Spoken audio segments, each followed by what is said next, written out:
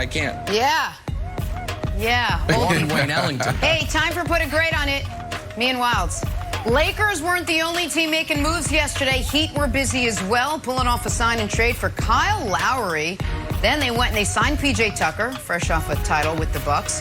Then they re-upped their sharpshooter, Duncan Robinson, 5 years, $90 million for him. And to cap it all off, wait, there's more, reportedly working towards a max extension with Jimmy Butler.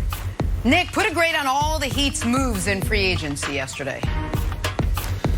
Listen, I'm going to give the Heat an A-. I think they did everything they wanted to do. They had targeted Lowry. They got him. They were able to bring back Duncan Robinson. Now, I don't think it's good enough to get them to the top 2 in the East, but this is a team that historically, because of the way the organization is and the training, doesn't deal with injuries at the rate other teams do, and they have a bunch of tough guys. So if you have a similar postseason as this past year where injuries are one of the defining points, I think that helps them. I think they did as well as they could have, but they usually go out, whale hunting, and they didn't really do that this offseason, Brandon. Right.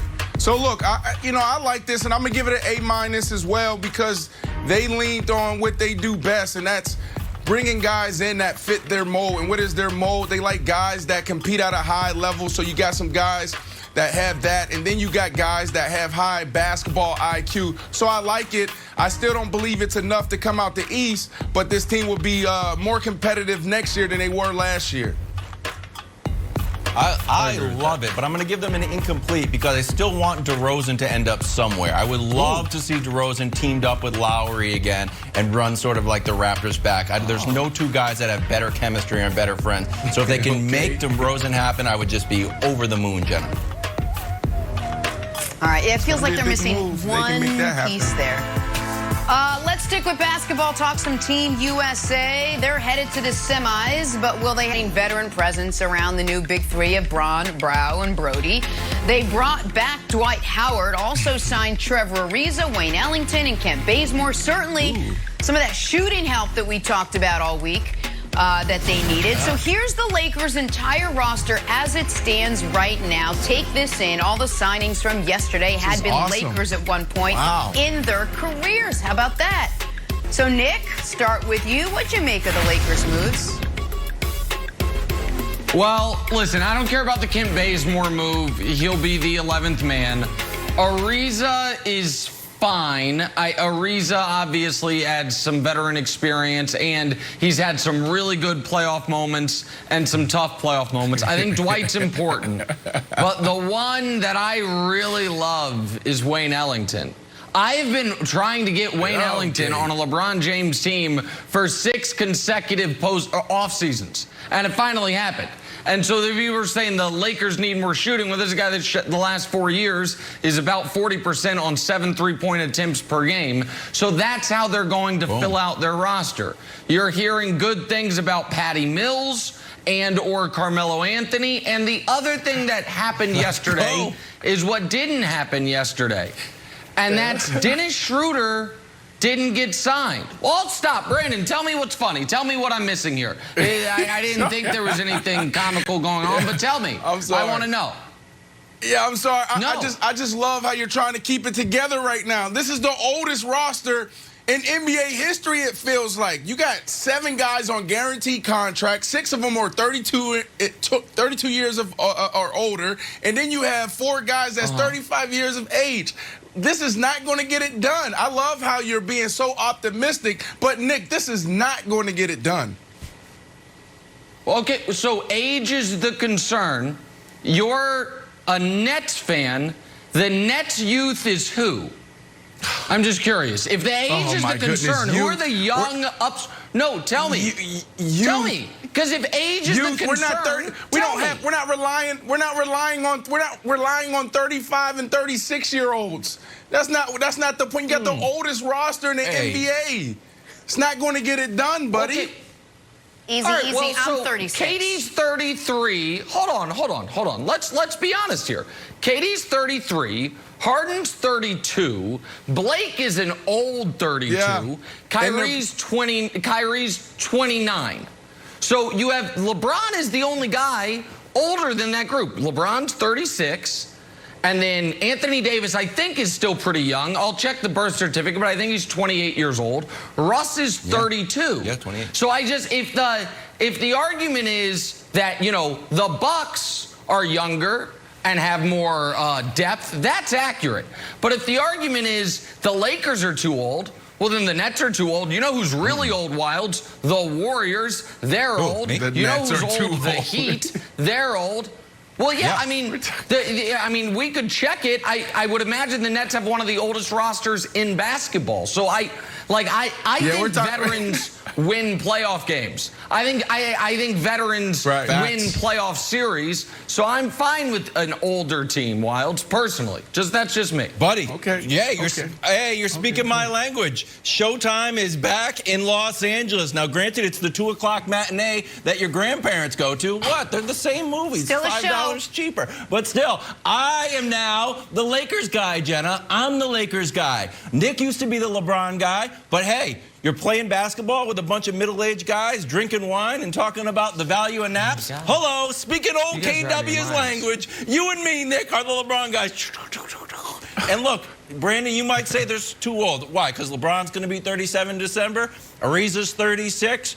Dwight's 35, going to be 36. Doesn't matter. We also have some breaking news, Nick. We have a re-signing to Pep, if we can show the tweet here.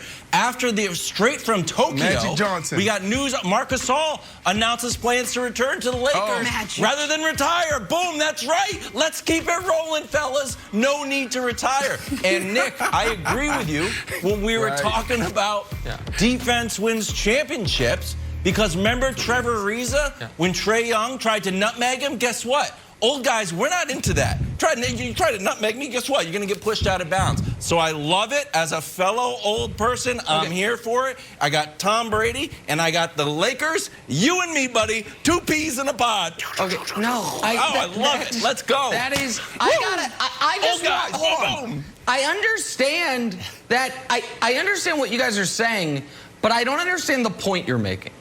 So is anyone on this panel arguing the Denver Nuggets are a championship favorite? Because they're young. Nicole is young. Jamal Murray's young. Michael Porter Jr. No, we're just talking young. about the Lakers. No, okay. No, we're just talking about the Lakers, and because I'm a fan of the Nets, you can throw them in the conversation because you know I'm a fan of the Nets. So it's really about the Lakers and the Nets. No, we're talking about this, not about the Nuggets or anybody else. But I'm just asking. No, I'm just asking who is the super young team. Like when we're talking about the Lakers, we're talking about them competing for a championship.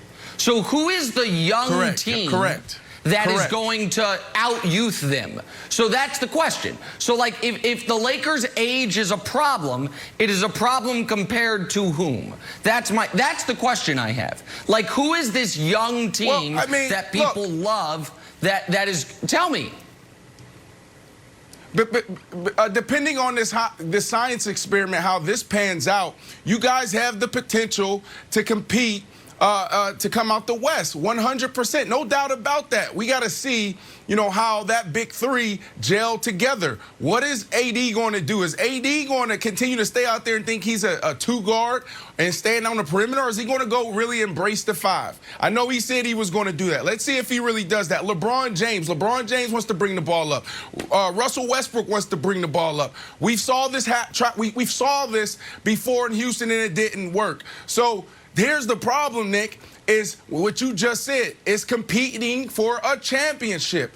Do you guys have enough to beat the Nets? Do you guys have enough to beat the Bucks? And the answer right now is no. There's no way a healthy Nets team, there's no way you beat them. And there's no way you beat your team, your favorite, to win it next year, and that's the Bucks. And the best player, well, you deem the best player in the world right now, Giannis. I just don't see it happening.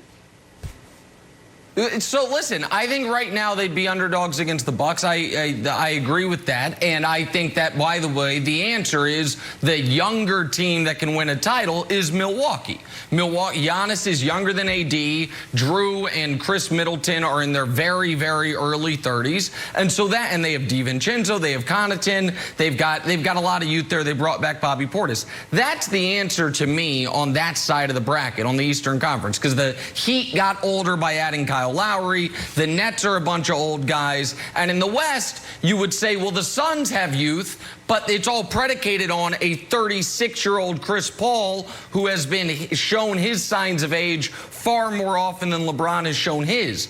But I think that it is usually your concern with an older team is, are they going to get out in transition?